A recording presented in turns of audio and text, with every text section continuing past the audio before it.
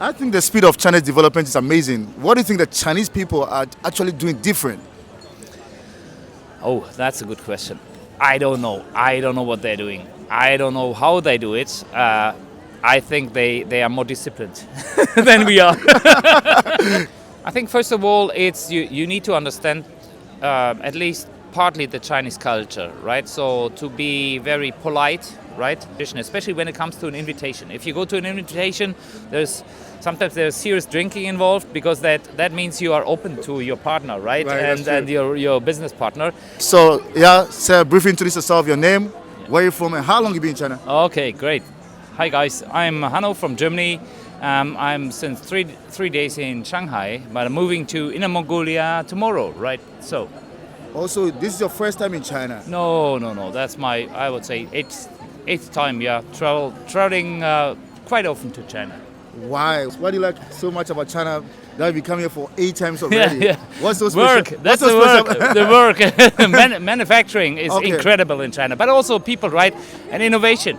Look at this pace here, right? It's so innovative, and they're just kicking it off, right? Which year was your first time in China? First time in China was 2010.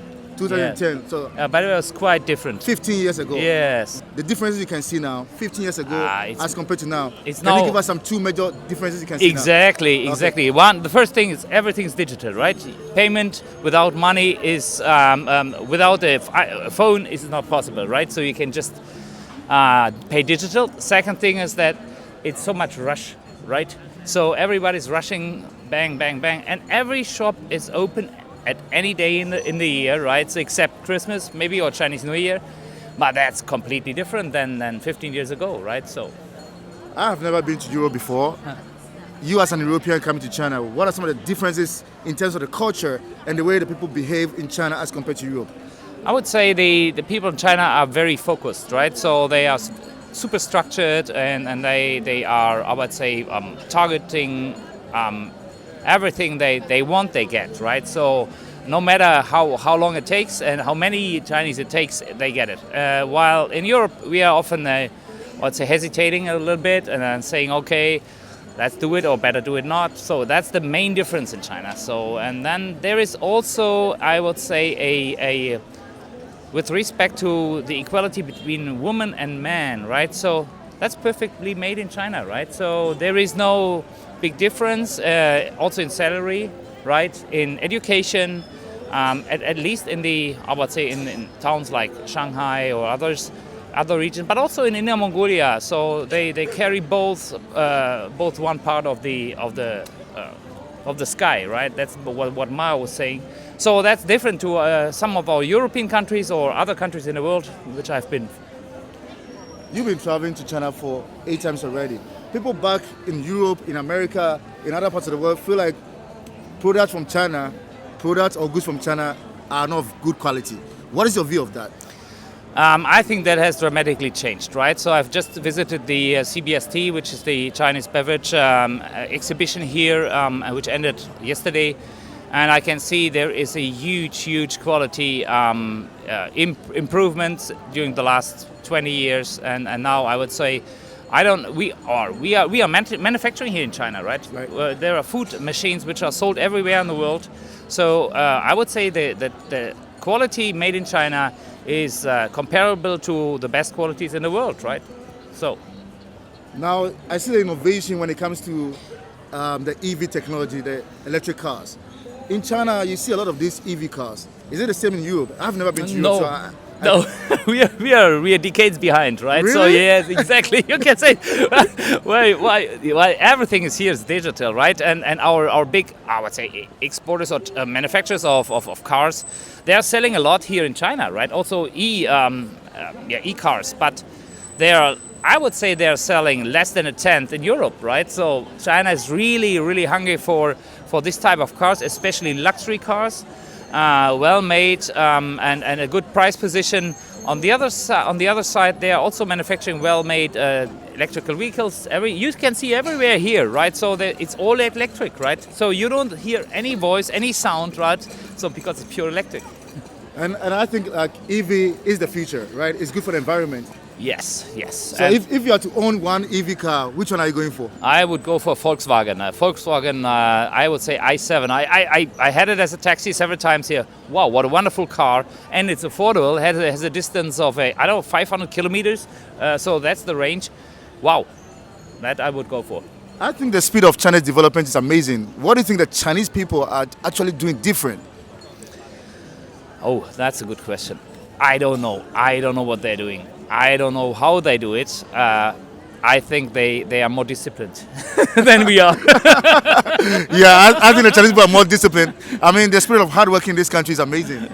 Yes. That's really the benefit and alignment and discipline. I think that's the major source of their power, right?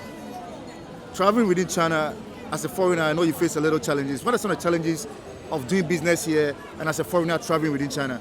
I think first of all, it's you need to understand at least partly the Chinese culture, right? So to be very polite, right? Things you have to avoid is that being rude you have to be open somehow, but you also have to respect the tradition, especially when it comes to an invitation. If you go to an invitation, sometimes there's serious drinking involved because that means you are open to your partner, right? And your business partner. And then next day you can make business, right? So and you should always be a little bit slow in what you're explaining so that they can follow you, especially because English is not their mother tongue.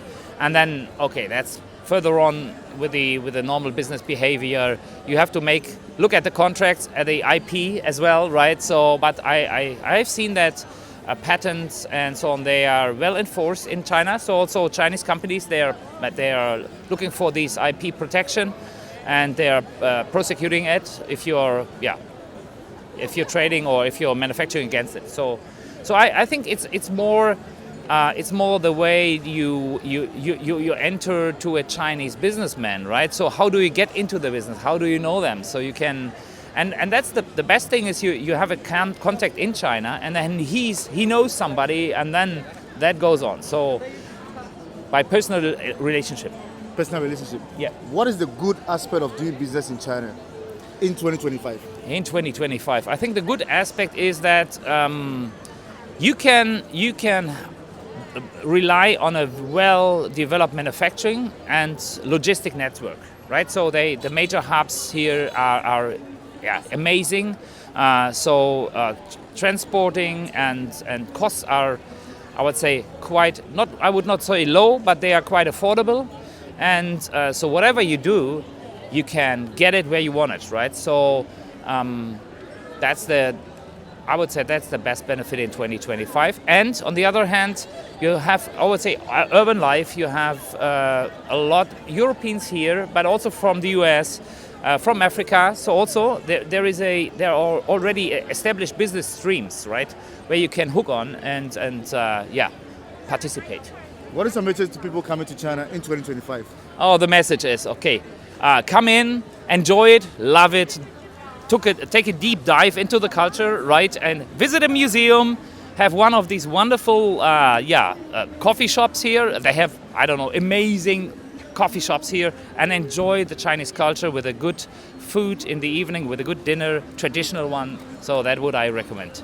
Come to China in 2025. Thank you so much, yes, sir. I appreciate it. Can we take a picture together? Yes. Wow, okay. That's so cool.